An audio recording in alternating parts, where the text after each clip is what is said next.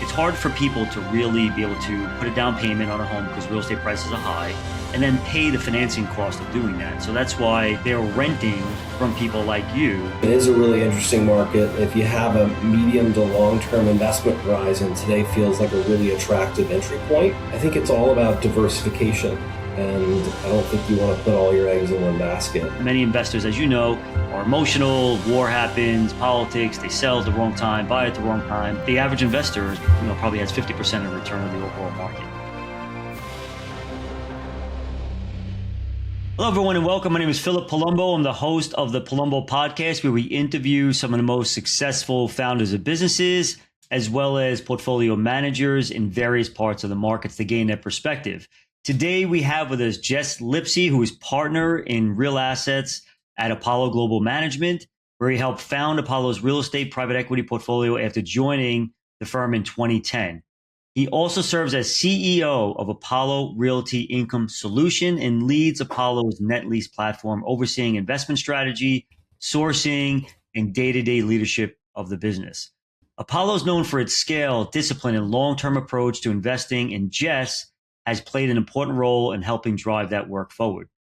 Before Apollo, Jess worked at Lehman Brothers Real Estate Partners, where he was involved in acquiring and managing equity and structured debt investments across the U.S. He began his career as an analyst in the real estate investment banking group at Wachovia Securities, working on advisory and financing assignments for public and private companies.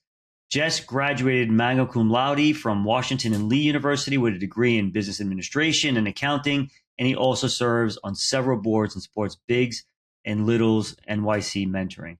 So Jess, thank you for coming on today. Really appreciate it and look forward to our conversation. My pleasure. Likewise. Thanks for having me on. Of course, Washington and Lee University is a great university, especially there's a great Division I lacrosse program. Academics is amazing. So congratulations with that. That must have been a great school, great opportunity for you. I enjoyed it tremendously. I played football in high school, and I wanted to figure out a way to play another 4 years in college. The Division I schools weren't calling, and so for football, we're Division III, and of course. I enjoyed playing another 4 years and finding a great little art school with a good business program. Oh, that's great. Good for you. Congratulations. Good stuff. Good Thanks. stuff.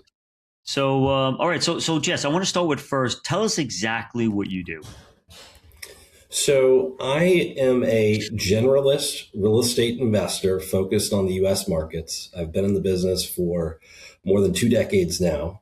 When I joined Apollo, as you noted, a little over 15 years ago at the formation of our equity investing business, I was really focused on our opportunistic strategy. So buy it, fix it, flip it, 3 to 5 year investment horizons via closed-end drawdown funds.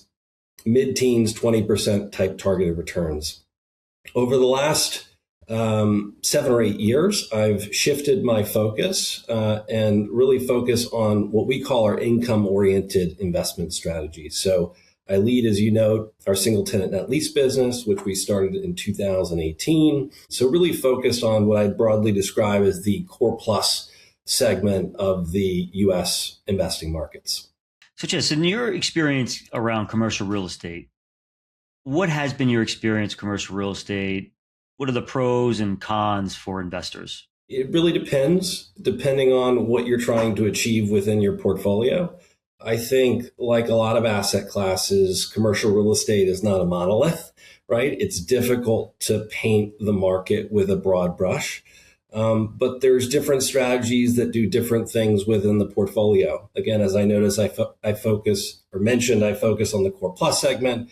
That's more income oriented. There's other strategies like ground up development, as I noted, opportunistic investing, which is more, I would say, value added in terms of the business plans that are being pursued that generate higher rates of return, less focused on cash flow distribution, more focused on capital appreciation. And so there's lots of different ways to play it. We're also a very active lender to the commercial real estate space, both here in the US and in Western Europe. And so we tackle it both from a credit and equity perspective. So we're active across the capital structure and have a variety of different pockets of capital through which we're investing. So investing in real estate, for example, in New York area, to try to find cap rates on commercial real estate of 6 and 7, I think we all could agree is not easy to do. Would you agree with that?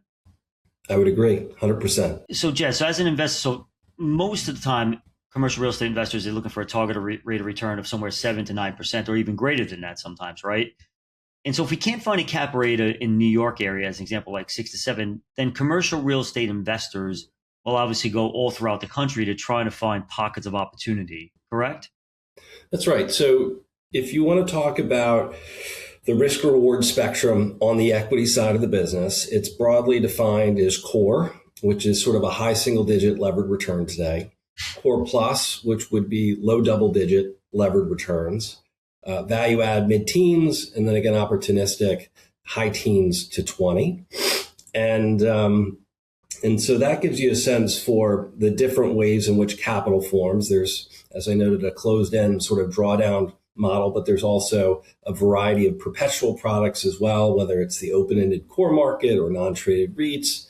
There's a big publicly traded REIT market as well.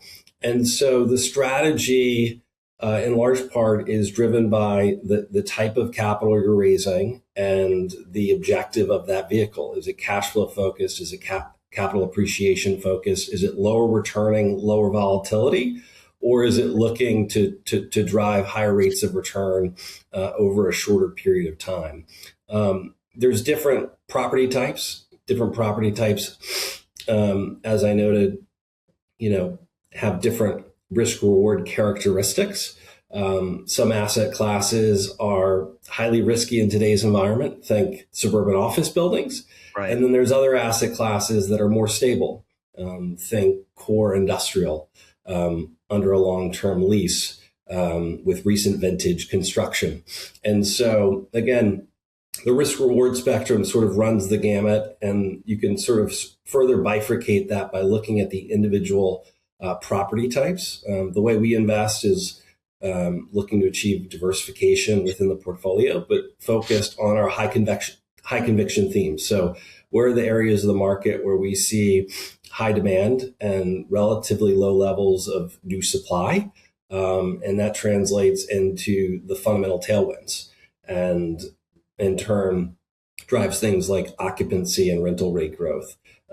Getting back to your question around markets, there are broadly defined gateway markets and non-gateway markets. Gateway markets, a good example is your New York City.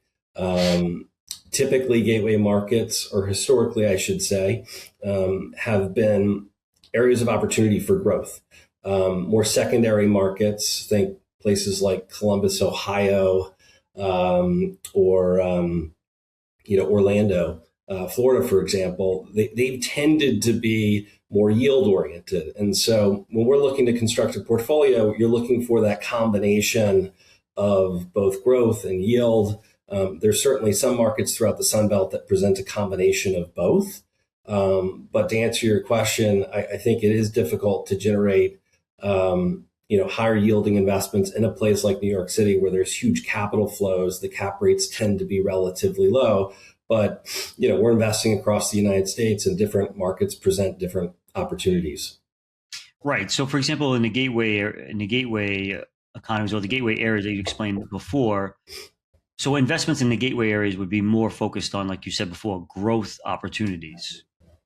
And historically, gateway markets benefit from more supply constraints, which means they tend to be a little bit more dynamic. You're seeing less new supply getting built. And as a result, over time, you can see higher levels of stabilized occupancy and stronger rent growth as a result, which translates into a better cash flow profile. Right. But obviously, you're paying for that growth, not unlike you do in the public stock market. You pay higher multiples for higher growth stocks. The same dynamic exists in the private real estate markets. And so, right. And so, Jess, there are so many investors out there like Apollo and others that are really hunting down opportunities, whether it's gateway, non-gateway markets, to find these particular opportunities. So how do you stay ahead of your competition to find that particular property, outbid somebody? What's that process like? Yeah. So we start with developing an investment thesis in a given market. It could be grocery anchored retail. It could be food related warehouse properties. We start at a macro level to ensure that each one of the investments we're making has the right tailwinds behind it. We're developing that in close coordination with the broader Apollo ecosystem. So one of the things that's unique about Apollo is we have no walls. Obviously, I sit within the real assets business, but we have a very large credit and private equity business as well. And so we benefit from all the work and knowledge that exists across the ecosystem. And that goes into white papers and research that we're doing as we're trying to figure out where we should be deploying capital. Once we've decided what those investment themes should be, that's the time where we're getting granular. And so we've got teams focused on given property types, developing relationships in the market with brokers, with landlords, with developers, with leasing brokers, trying to unearth interesting idiosyncratic opportunities. And the way it works is you review a lot of opportunity. And when you look at what comes out the bottom end of the funnel, it's probably 1% to 2% of the deals we're looking at, we're actually executing and investing in. But it's really focused at a micro level, getting out there in the local markets, developing relationships. And our approach relative to some of our peers has really been a more granular aggregation approach. We generally tend to find the inefficiency at a granular level in the market versus going out and buying large portfolios at a premium or taking public companies private like some of our peers do. Our approach is more of that of a sharpshooter. Love it. So I want to go into in March of 2022, when rates started to rise pretty rapidly. That's when the start of commercial real estate became problematic. Forget about the office space issue that we had in COVID for a second. I'll go back to that. But for right now, I mean, so there was a period of time where commercial real estate really has underperformed, right? So talk us through March 2022, rates up, commercial real estate market got smacked, and what happened, and where do you think we are today? Yeah. So given where I sit organizationally and my role within our net lease business, I would say I was sort of seeing the impact of higher interest rates firsthand, right? So net lease, single tenant properties, leased under long-term leases where the tenant is responsible for the operating expenses of the property and the day-to-day management. And so it's a hybrid asset class. It's got characteristics of equity and it's got characteristics of credit. As a result, it's more rate sensitive than other property types. And so in net lease, it's very easy to see your borrowing costs increase and your cash on cash yields quickly diminish and impact your total returns. And we started to see that very early as interest rates started to rise early in 2022. Right. I would say throughout the course of 2022, it became more and more clear across other property types that the impact was going to be severe as well. Given the private markets are slow moving, we went through a period of protracted price discovery. And with that, we saw transaction activity decline significantly. And it took a couple of years. It wasn't until almost 2 years ago that we saw a bottoming in commercial property prices broadly. And so we've now found the bottom. That was kind of call it middle of 2024. So call it a 2+ year correction to find trough. And at this point, we've come somewhere between 5 and 10% off the bottom, depending on the property type, but 5 to 10% on average.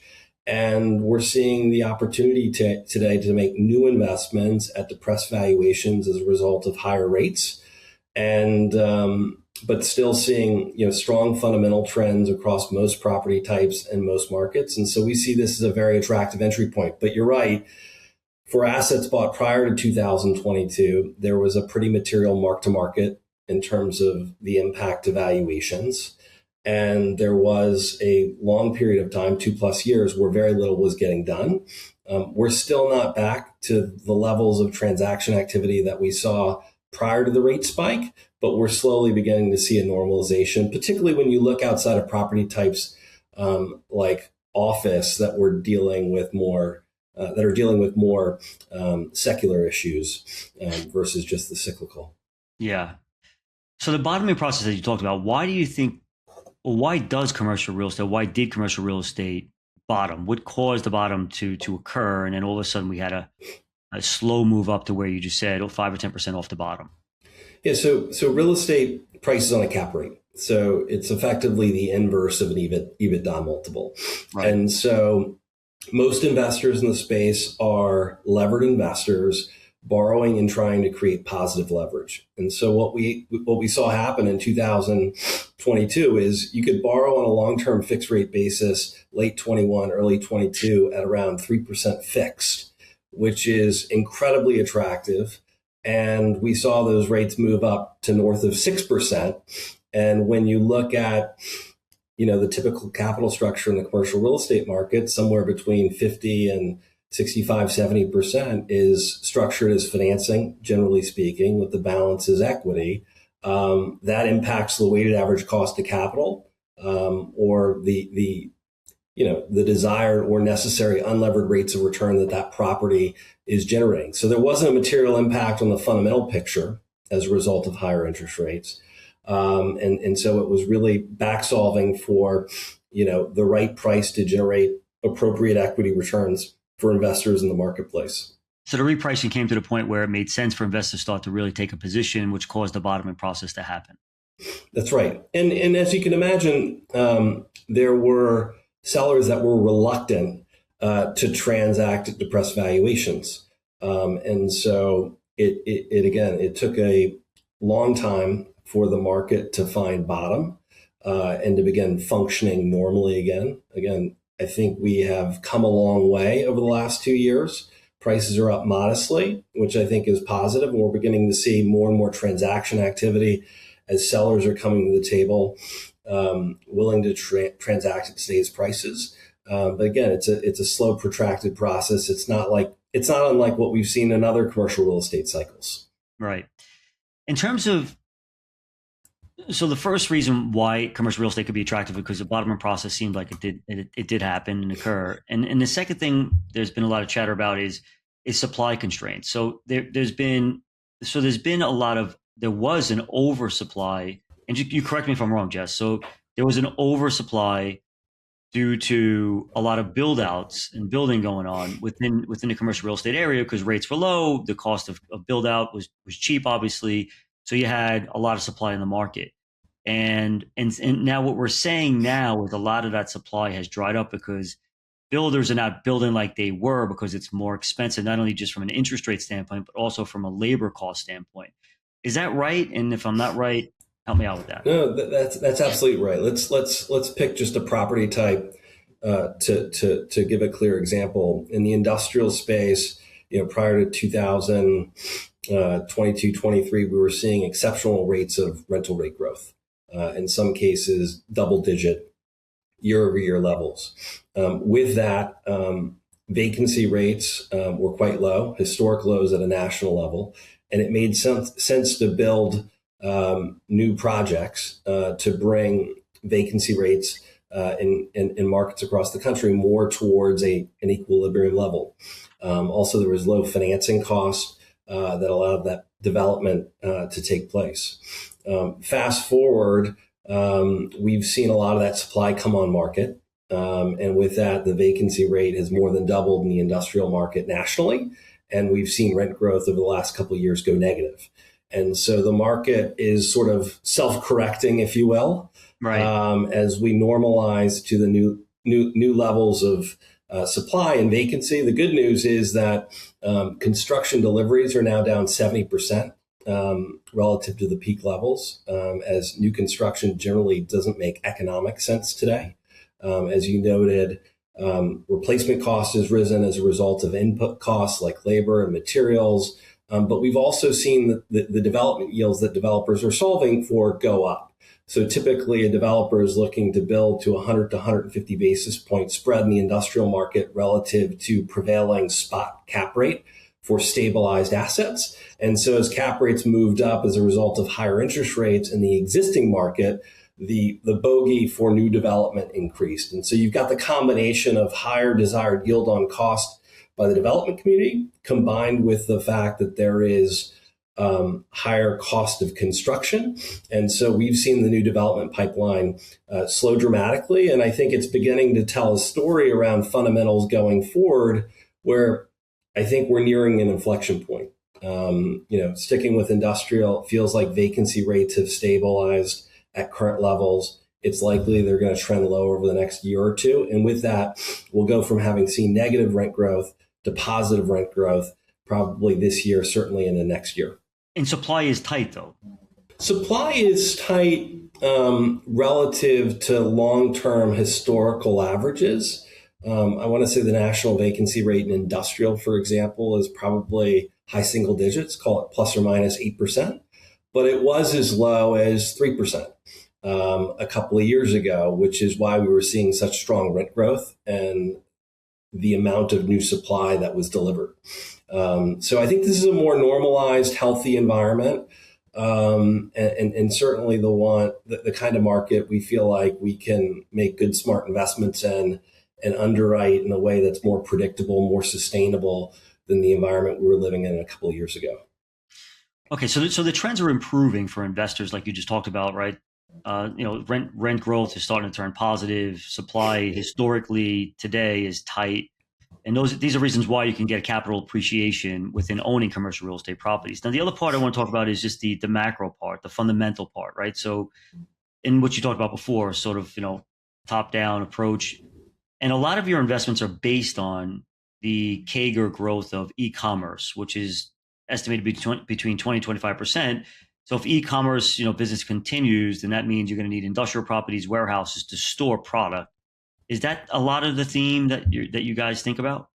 Yeah, that's definitely part of what we're thinking about. And I would say industrial, to stick with the example, it's definitely been one of our highest conviction investment themes as a business. Not just traditional bulk distribution logistics centers, but more specialized uses as well. We've been quite active in the food-related industrial space, buying freezer cooler industrial assets. And so it comes in a lot of different flavors, including manufacturing. And I do think that there are real tailwinds within the industrial space. It's e-commerce, as you know, but it's also reshoring and nearshoring, technology in a variety of different ways that is increasing demand for these types of assets. And so I think the fundamental backdrop is strong. As we look at an asset class like industrial, though, it's not just the macro picture. That's a part of it. Another part of it is just the relative value as compared to other property types. And so as I look at industrial as an example, attractive prevailing yields today relative to other property types, and certainly relative to where industrial was pricing on a cap rate, 3 and 4 years ago. I'd also point to the quality of that income stream. Industrial is particularly attractive given the fact that it tends to be a really low CapEx asset class. It also benefits from pretty attractive rental rate escalators, especially in this higher interest rate environment. Most of the properties we're buying have contractual annual rent bumps north of 3%, which is pretty compelling when you look back over history, or at least recent history, and look at where those rent bumps were set.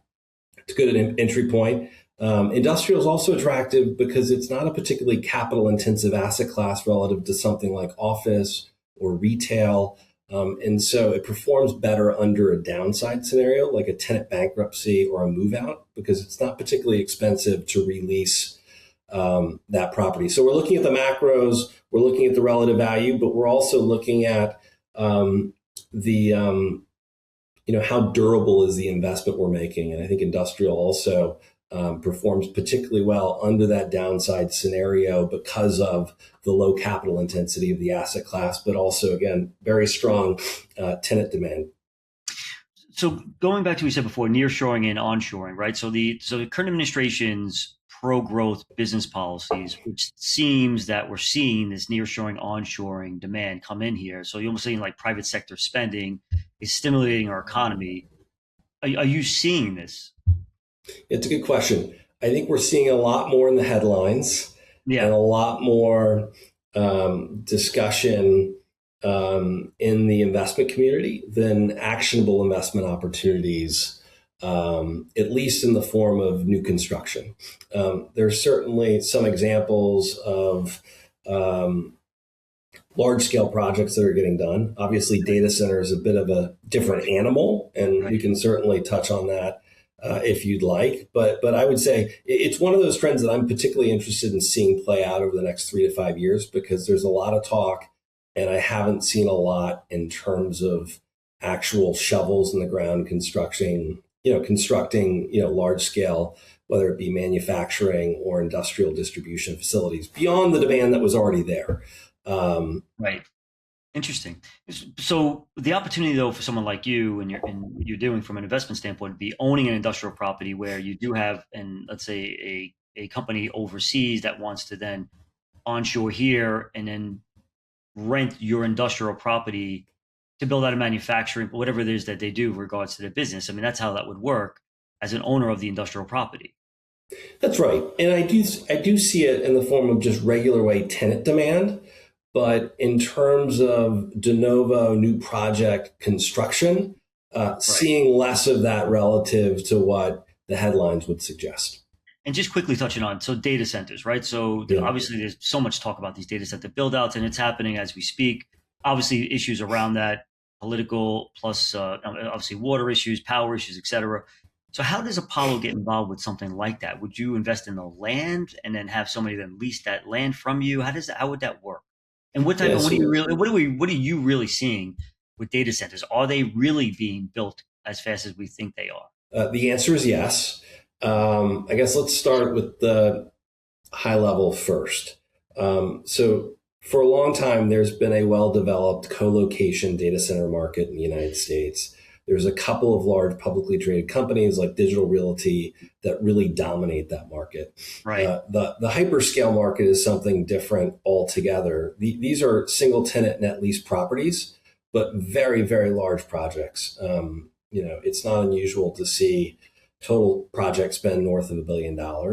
Typically 15-year lease term to the large AI and cloud players. So think Google, Amazon, Microsoft, among others. These are certainly the biggest area of development taking place in the commercial real estate market. As I noted, we've seen slowing elsewhere. I think data center is certainly the notable exception. And we're seeing a lot of capital flow in because there's attractive development yields that are available and very compelling long-term leases to high quality tenancy. Like some of the names I mentioned. I think yes, an investor would own the land and then lease it out to, let's say, the hyperscalers. That's the transaction that happens. So you would own the land or option the land until you signed a lease with a hyperscale tenant. Again, typically these leases have a 15-year initial term. Which is great. And then you would commence construction, and you would own the building and the land, and you would lease it back to the tenant, again, on a triple net lease basis. Again, very large projects, in some cases, multi-billion-dollar single asset projects getting built here. I think one of the big question marks in my mind is where does the liquidity come on the takeout, right? Everybody's talking about where is the core takeout going to come in the data center space? There's lots of capital that wants to come in and generate 15 to 20% returns building these facilities. It's less clear where the capital is coming from to buy these assets, at more stabilized core and core plus type returns.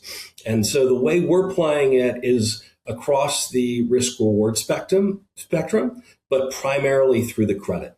And so we have been an active lender to the developers of hyperscale data center projects. These are typically shorter duration financings, typically 2 to 3 year base terms with a series of 1-year extension options that gets you to 5 years of total term.